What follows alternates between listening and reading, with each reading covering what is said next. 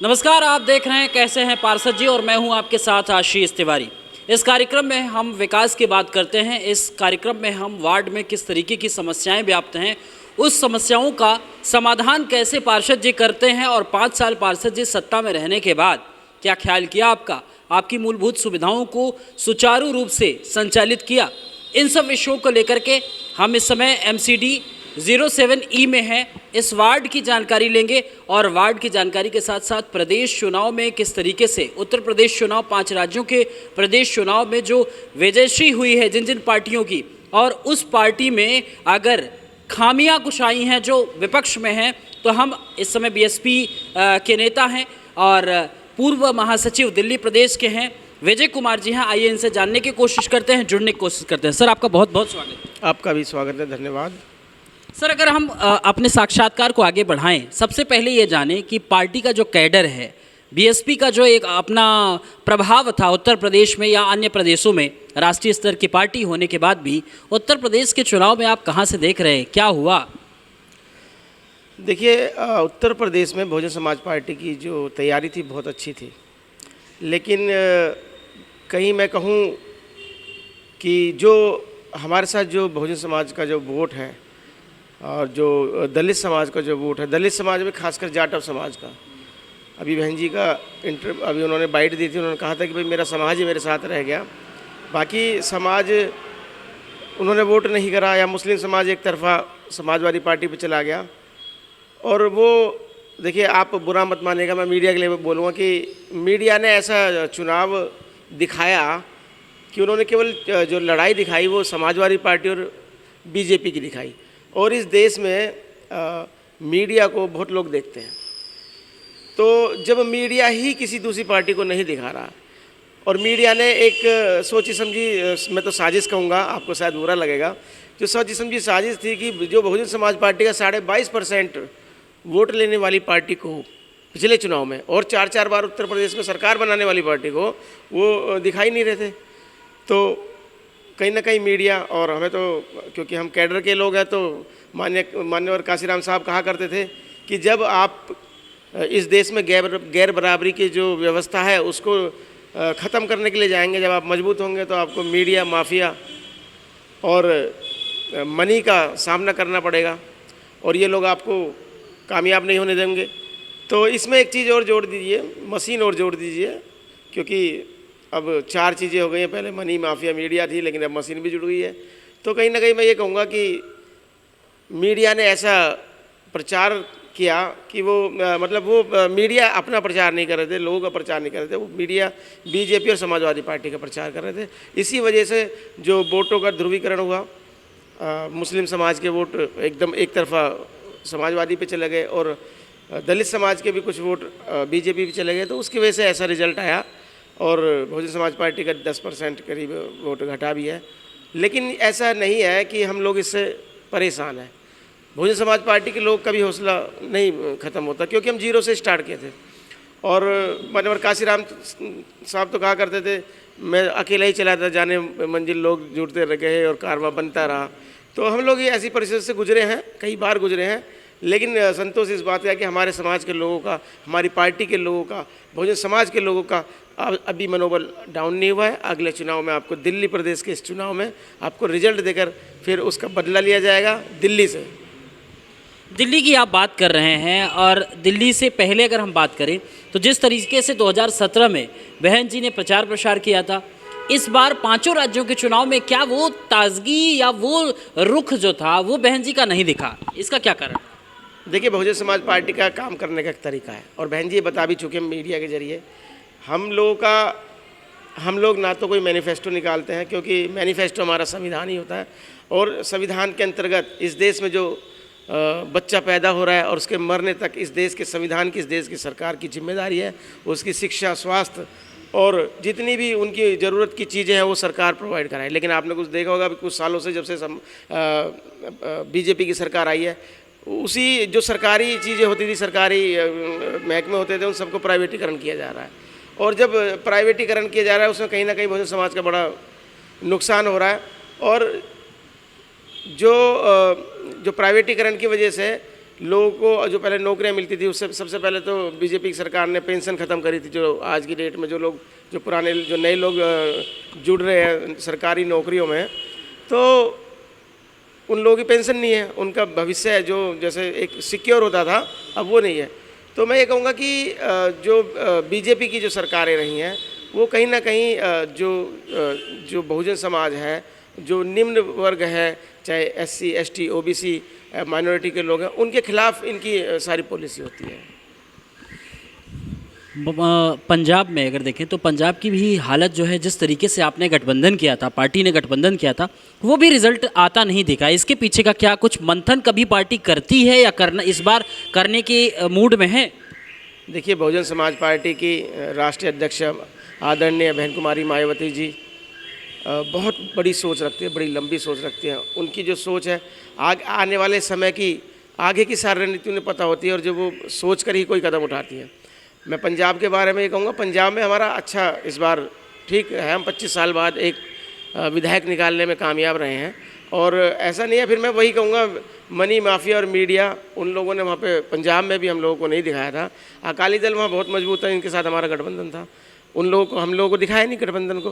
तो कहीं ना कहीं दिमाग से खेला जा रहा है इस देश के लोगों के साथ में, और उस दिमाग को कहीं ना कहीं उसके एक पर्दा मीडिया के द्वारा रखा जा रहा है। सत्ता पक्ष का जब सपोर्ट मीडिया करती है तो सत्ता पक्ष भी कहीं ना कहीं ये कहती है कि तोड़ मरोड़ के पेश किया जा रहा है। जब विपक्ष की आवाज़ बनती है तो मीडिया माध्यम क्यों बन रहा है? मीडिया सपोर्ट कर रहा है, मीडिया अपने तंत्र पे काम कर रहा है। कुछ बड़े हाउसेज हैं जिन पे आप आरोप लगाना चाह रहे हो, खुल के नहीं कहना चाह रहे। देखिए, जो मेन मीडिया जिसको कहेंगे कॉरपोरेट मीडिया, वो सही में ही आज की डेट में जो ये जो झूठे जो पहले ही जो रिजल्ट निकाल के दिखा देते हैं, ये एग्जिट पोल, ये एक्चुअली लोगों को ब्रेन वॉश किया जाता है। उनको ये दिखाया जाता है कि हम जो कह रहे हैं वही सही है, उनके दिमाग में वो डाला जाता है। जैसे एक मेमोरी कार्ड के अंदर मेमोरी फीड की जाती है ना, ऐसी मनुष्य के दिमाग में मेमोरी पहले फीड कर दी जाती है, और जब वो रिजल्ट वैसा आता है तो उनको लगता नहीं है कि ऐसा मतलब अचानक ऐसा हो गया, वो पहले से प्रिपेयर्ड होते हैं। यही वजह है कि इस देश के अंदर आज की डेट में कोई भी EVM के खिलाफ आवाज़ नहीं उठा रहा है। कुंडली की जो वर्तमान पार्षद हैं, इनसे इनके कार्यों से कितना खुश हैं? देखिए, वर्तमान में बीजेपी के पार्षद है अतुल गुप्ता जी, और अतुल गुप्ता जी यहाँ कभी नहीं आते। कोंडली वार्ड ऐसा वार्ड है, आप किसी भी व्यक्ति से पूछ लीजिए, वो कहेंगे कि अतुल गुप्ता देखने में कैसे लगते हैं। तो अतुल गुप्ता जी कभी नहीं आए, और इस क्षेत्र में जो सफाई का जो काम है वो बहुत ही बुरी अवस्था में है।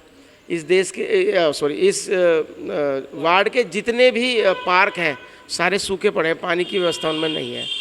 इस वार्ड के जितने भी स्वास्थ्य से संबंधित जो MCD के अंतर्गत डिस्पेंसरी आती हैं, हॉस्पिटल्स आते हैं, उनकी बहुत बुरी दशा है। आप जाएंगे तो कहीं कोई मशीन ख़राब है, कहीं कोई मशीन ख़राब है, टाइम से डॉक्टर्स नहीं आते हैं। तो और जितने भी यहाँ पे जो नाली खरंजों की जो बात करें, नाली खरंजे पूरे नाली भरी पड़ी हैं, खरंजे टूटे हुए हैं। अभी पीछे सीवर डले थे तो सीवर की वजह से कुछ गड्ढे खोदे गए थे। आप पूरी कोंडली में चले जाइए, वो गड्ढे ऐसे के ऐसे ही हैं, उनको दोबारा दुरुस्त नहीं किया गया। और अगर थोड़ी सी बरसात हो जाए तो जहाँ मैं बैठा हूँ मेरे ऑफिस के सामने, मैंने कई बार वीडियो भी डाला, यहाँ का घुटनों घुटनों तक पानी भरता है। तो ऐसी व्यवस्था यहाँ पे MCD में जो बीजेपी की सरकार है, बीजेपी के पार्षद है, ऐसी व्यवस्था कर रखी है। यहाँ के लोगों का जीना बहुत मुश्किल हो रखा है, वो दुभर है, और जनता ने मन बना रखा है कि इस बार उनको सबक सिखाएंगे। आप मोहल्ला क्लिनिक की बात किए हैं, मोहल्ला क्लिनिक में तो कहते हैं मोहल्ला क्लिनिक, मैंने मोहल्ला क्लिनिक की बात करी। MCD के अंतर्गत जो हॉस्पिटल या डिस्पेंसरी आती है, मोहल्ला क्लिनिक जो है तो वो तो केजरीवाल जी के लगाए हैं, जहाँ पे आजकल गायें बैठती हैं, वहाँ पे कुत्ते मूतते हैं, उनका मतलब उनको अच्छी जगह मिल रही है। डॉक्टर तो कम ही बैठते हैं खैर उसमें, लेकिन हाँ वो मैं MCD के अंतर्गत आने वाले जो डिस्पेंसरी में उनकी बात कर रहा था। तो अभी तो बीजेपी ये कह रही कि MCD में फिर से बीजेपी को लोग आशीर्वाद देने जा रहे हैं। देखिए, दिल्ली की जनता, MCD की मैं बात करूं तो MCD में आंगनवाड़ी वर्कर बेचारी आज धरने पे बैठी हुई हैं। MCD के अंतर्गत आने वाले स्कूलों के टीचर्स वो धरने पे बैठे हुए हैं। MCD के अंतर्गत आने वाले जितने भी कर्मचारी हैं, सफाई कर्मचारी, वो आज हड़ताल पे हैं। एमसीडी के अंतर्गत आने वाले जितने भी जॉब कर रहे हैं लोग, वो सारे परेशान हैं, त्रस्त हैं। मलेरिया विभाग के लोगों की सैलरी नहीं है 6 से 7 महीने से। तो ये लोग यही वोटर हैं, यही लोग वोट करेंगे और यही लोग सबक सिखाने वाले बीजेपी को, यही लोग वोट करेंगे। यही परेशान है, जिन जिन के घर में 6 महीने से सैलरी नहीं है, ये वो कैसे अपने बच्चों को पढ़ा रहे होंगे, कैसे अपने घर का खर्चा चला रहे हो, आप सोच सकते हो। तो बीजेपी का तो मैं कहता हूँ कि बीजेपी का तो सुपड़ा साफ होने वाला है, ये पक्की बात है। और बहुजन समाज पार्टी इस बार जो कैडर के माध्यम से हम लोग घर घर जा रहे हैं और लोगों को बता रहे हैं, परेशानियां भी बता रहे हैं, उनकी समस्याओं का निवारण भी कर रहे हैं अपने स्तर पर, क्योंकि हम सत्ता में नहीं है, लेकिन हम अपने स्तर पर जिस भी तरह से जा सकते हैं, कर सकते हैं, वो सब काम करते हैं। तो आप तो आएंगे करेंगे, लेकिन साथ साथ केजरीवाल तो कह रहे हैं या उनकी पार्टी के लोग स्लोगन बना दिए हैं कि एमसीडी में अब की बार केजरीवाल। हाँ, ऐसे ही आएंगे जैसे मोहल्ला क्लिनिक चलाते चलाते मोहल्ला ठेका बना दिए, ऐसे ही काम करेंगे। जैसे शिक्षा के नाम पर बताते बताते एक कमरे का 26 लाख रुपए, एक कमरे को बनाने में लागत 26 लाख रुपए आती है एक स्कूल के कमरे की, ऐसे ही बताएंगे वो और ऐसे ही आएंगे। और जैसे जो बच्चे 10वीं और 12वीं के जब उनके एग्जामिनेशन फीस जमा होती थी 200-250 रुपये होती थी, आज 2200-2300 रुपये लेने का काम किया उन गरीब बच्चों से, झुग्गी झोपड़ी में रहने वाले, गरीब कॉलोनियों में रहने वाले उन लोगों से 2200-2300 रुपये लेकर उनके फार्म भरे गए हैं 12वीं और 10वीं के। शिक्षा को महंगा करा जा रहा है। देखिए, शिक्षा तो महंगी कर ही दी है, कॉरपोरेट ने महंगी कर दी है, लेकिन जो सरकारी जो स्कूल होते थे उनकी भी महंगी कर दी है केजरीवाल जी ने। तो केजरीवाल जी की इतनी तारीफ़ें हैं जो मैं बता रहा हूँ आपको, बहुत सारी तारीफ़ें हैं। तो केजरीवाल जी अगर ये कहते हैं, अब इनको जब ज़मीन पर जब लोगों से बात करेंगे तो इनको पता चलेगा किस किस चीज़ से परेशान है लोग, कि जितना गंदा पानी दिल्ली के अंदर आ रहा है और पानी की पूर्ति नहीं है, पानी की बिल्कुल ही पूर्ति नहीं दिल्ली में। आप जल बोर्ड की आप चले जाओ वेबसाइट पे, जल बोर्ड दिल्ली की पूर्ति कर ही नहीं सकता। लेकिन जो लोग समरसीबल के द्वारा अभी अपना काम निकाल रहे थे, वो समरसीबल उन्होंने सील करने का काम किया है दिल्ली सरकार ने। अब एक बात बताइए, आप सप्लाई पूरी दे नहीं रहे हैं, गंदा पानी आपका आ रहा है, और जो व्यक्ति मान लो एक गली में 1 समरसीबल 2 समरसीबल लगे हैं और वो पूर्ति कर रहे हैं पूरी गली की, और उनको भी आप सील कर देंगे, यानी कि दिल्ली की जनता को प्यासी मारने का काम करेंगे, तो कैसे होगा। अब आ जाइए बिजली, कहते हैं कि बिजली हाफ पानी माफ। बिजली का मैं आपको बिल दिखाऊंगा, मेरा 2000 से कम का कोई बिल ही नहीं है। सर्दियों की बात बता रहा हूँ मैं, अभी गर्मियों जैसी स्टार्ट होंगे, अभी एसी वगैरह चलेंगे तो लोगों के बिल कहाँ से कहाँ जाएंगे। 200 यूनिट तक फ्री है, लेकिन 200 यूनिट तक 201 यूनिट होते ही तुरंत आपका 201 यूनिट का बिल आपको देना पड़ेगा। ऐसा नहीं है कि 200 तो फ्री है और फिर 1 यूनिट से स्टार्ट होगा, नहीं, 201 यूनिट पे 201 का ही बिल जमा करना पड़ेगा। तो इनकी कथनी और करनी में बड़ा फ़र्क है। केजरीवाल जी की असलियत दिल्ली के लोग समझ गए हैं। तो अब दिल्ली के लोग जान गए हैं कि केजरीवाल जी झूठे बातें करते हैं। कहते हैं ना कि कांग्रेस ने दिल्ली लूटी थी, कांग्रेस ने बहुत लूटा था दिल्ली को, और बड़े बड़े घोटाले हुए थे उस टाइम, कॉमनवेल्थ घोटाला, बहुत सारे घोटाले हुए। और बीजेपी ने इस दिल्ली को जब एमसीडी में जब से है ना, नरक बना दिया है। और आम आदमी पार्टी तो सबसे झूठी पार्टी है, ये झूठ के बल पर ही आए हैं। कितने वादे किए थे, एक भी वादा पूरा किया हो तो बताइए। कितने डीटीसी कर्मचारियों को पक्का करेंगे, एमसीडी कर्मचारी को पक्का करेंगे, एक व्यक्ति को पक्का करा हो तो बताइए। एक सिंगल नौकरी दिल्ली के अंदर अगर उन्होंने निकाली हो, एक सिंगल नौकरी अगर इन्होंने किसी बच्चे को दी हो। हाँ, एक काम तो करा है, गरीब समाज के बच्चे जो पढ़ लिख कर ग्रेजुएट हुए थे, पोस्ट ग्रेजुएट हुए थे, MBA कराना जिन बच्चों ने, उनके हाथ में तख्ती पकड़ाकर रोड पे खड़ा कर दिया। उन लोगों को यहाँ पे मतलब रेड लाइट पे खड़ा कर दिया, रेड लाइट ऑन और इंजन ऑफ। और ये देखिए वो बच्चे MBA तक हैं, वो बच्चे कई कई डिग्रियाँ लिए हुए हैं, और उनको एक पेड वर्कर आम आदमी पार्टी का बना दिया कि आपको 30 दिन में 18,000 रुपये मिलेंगे, लेकिन जितने दिन की आपको जॉब मिलेगी उतने ही दिन के पैसे मिलेंगे। तो आप पूछिए उन बच्चों से, सिविल डिफेंस के बच्चों से पूछिए कि जिनको पूरे महीने के नाम पर 5 दिन की तनख्वाह मिलती है, 5 दिन को काम मिलता है और 5 दिन की तनख्वाह मिलती है, पेड वर्कर हो गया। वो ग्रेजुएट बच्चा, पढ़ा लिखा बच्चा रेड लाइट पर खड़ा है तख्ती लेकर भरी दोपहरी में, उस की जो पढ़ाई जो उसने लिखाई उसने मेहनत से करी थी। आज इस देश में जो शिक्षा की व्यवस्था जो कर दिया है, बेरोजगारी जो बढ़ रही है, उसमें एक आप जैसे ही काम करते हैं, केजरीवाल जी जो काम करते हैं, जैसे मैंने बताया मोहल्ला क्लिनिक के साथ साथ मोहल्ला ठेका, 300 ठेके थे 800 कर दिए। उस पे भी माशाल्लाह सुभान अल्लाह एक बोतल के साथ एक बोतल फ्री, मरो पी के। जो गृहिणी है हमारे यहाँ की बेचारी परेशान है, उनके घरों में रोज़ झगड़ा हो रहा है, रोज़ मेरे पास आती है, भैया इसका कैसे करें। कई ठेके बंद भी करवाएं क्षेत्रीय जनता ने जाकर, और क्षेत्र की जनता जहाँ निवास स्थान है उनके बगल में वो ठेके खोलने का काम कर रहे हैं। तो केजरीवाल की जितनी तारीफ ही करी जाए वो कम है जो मैं कर रहा हूँ, जिस अंदाज में मैं कर रहा हूँ। तो दिल्ली के लोगों ने मन बना रखा है, इस बार पूरी दिल्ली के अंदर बहुजन समाज पार्टी के वर्कर आपने देखोगे अभी से काम कर रहे हैं, और पिछले 2 महीने से लगातार घर घर जा रहे हैं। मैं खुद पिछले 2 महीने से घर घर जा रहा हूँ, एक एक घर एक एक व्यक्ति के पास मैं 3-3 4-4 बार जा चुका हूँ, और उनकी समस्या सुनिए। जो उनकी समस्या थी, जो मेरे बस का था, मैंने उनकी समस्या समाधान करने का काम किया, और जो नहीं हो पाई है, जब इस क्षेत्र की जनता मुझे आशीर्वाद देकर भेजेगी, उन सारी समस्याओं का निवारण करने का काम करूँगा। बहुजन समाज पार्टी कहने में नहीं करने में विश्वास करती है, इसलिए अपना मैनिफेस्टो नहीं निकालती। अच्छा, अगर मान लीजिए जैसा कि आपने कहा कि बहुजन समाज पार्टी काम करने में विश्वास रखती है, अगर मान लीजिए कुंडली के लोग आपको फिर से चुन के लाते हैं, तो सबसे पहले जो खामियां आपने देखी है कि कौन कौन से मुद्दे पे सबसे पहले काम करने की तैयारी रहेगी? देखिए, जो मूलभूत सुविधाएं एमसीडी के अंतर्गत आती हैं, मैं उन्हीं सभी चीज़ों पर काम करूंगा। सबसे पहले जो केजरीवाल जी ने और ये एमसीडी वालों ने जो अब इन्हें सीवर के लिए गड्ढे खोदे हैं, जो खरंजों को खोदा है, सड़कों को खोदा है, उनको रिपेयर कराने का मतलब उनको नई सड़क बनाने का काम किया जाएगा। और जो क्योंकि हमारे एमसीडी पानी की व्यवस्था नहीं है, मतलब पानी दिल्ली जल बोर्ड आता है दिल्ली सरकार के, उसके साथ सफाई की व्यवस्था, क्योंकि हमने देखा यहाँ पे सफाई की व्यवस्था ऐसी है कि आप एक व्यक्ति के अंडर में पूरा रोड है, जबकि पूरा जो स्टाफ है काफ़ी है, लेकिन उनकी संख्या यहाँ पे देखने में बहुत कम होती है, जिसकी वजह से कई सारे इलाके हमारे बहुजन समाज का जो ये कॉलोनी है, ए से ई ब्लॉक तक, कोंडली गांव की समस्या। आप जाइए कोंडली गांव में कोई स्वीपर नहीं है। कितना बड़ा गांव है, पुराना गांव है, और वहाँ पे कोई स्वीपर नहीं है, वहाँ नाली खरंजों की व्यवस्था नहीं है बिल्कुल भी। और जो हमारे पार्कों की जो व्यवस्था खराब हुई है, जो दुर्गति हुई है, उन पार्कों को उसमें पानी का और जो हरा भरा बनाने का काम किया जाएगा। उसके साथ जो एमसीडी में स्कूल हैं, उनके अंतर्गत अगर कोई समस्या है, उन समस्या को सुना जाएगा। दूसरी बात, जो हमारे क्षेत्र में आने वाले, जो देखिए हमारे यहाँ पे कोई लाइब्रेरी नहीं है बढ़िया, हमारे क्षेत्र के बच्चे गरीब समाज के बच्चे हैं, लोकल कॉलोनी है, तो गरीब समाज के बच्चों के लिए कोई ऐसी व्यवस्था नहीं है, ऐसी जगह नहीं है जहाँ वो जाकर बैठ के शांति से पढ़ सकें। तो हमारे यहाँ पे बच्चों के लिए सबसे पहले मैं एक लाइब्रेरी बनवाने का काम करूँगा। हमारे क्षेत्र में डिस्पेंसरी नहीं है, वो दूसरे वार्ड में पड़ती है, हमारे क्षेत्र में डिस्पेंसरी बनवाने का काम करेंगे हम।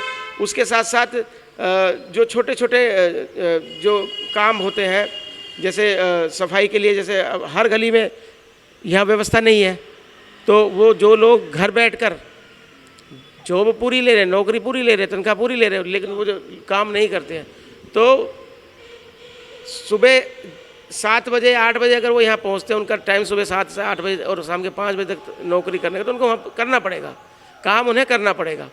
तो जब हम जीत कर आएंगे तो हमारे जो यहाँ की मूलभूत सुविधाएं, समस्या है, उन पर काम किया जाएगा और उनका निवारण भी करा जाएगा। और इससे पहले हम लोग 2 बार इस सीट को जीत चुके हैं, और हमारे दोनों पार्षदों ने बहुत यहाँ पे काम किया। और जितने भी अब हमारे पार्षद जो अभी जो बीजेपी के पार्षद हैं, वो नज़र ही नहीं आते हैं। तो हम लोग तो क्षेत्र में रहने का काम करते हैं, लोग बीच में रहने का काम करते हैं, और समस्याएं हम लोग नहीं चाहते कि लोग हमारे पास अपनी समस्या लेकर आए। हम लोगों के पास जाएंगे उनकी समस्याएं सुनने, अभी जो जा रहे हैं, लेकिन जीतने के बाद भी लोगों के पास जाएंगे, क्योंकि हमारा काम ही है, हम घूमने का काम करेंगे, लोगों के बीच में जाने का काम करेंगे। तो ऐसा नहीं है कि अपने कुर्सी मिल गई यहाँ बैठ गए, लोगों के बीच में रहेंगे, 5 साल लोगों के बीच में रहेंगे और लोग काम करेंगे। बहुत बहुत धन्यवाद। थैंक यू, धन्यवाद आपका भी।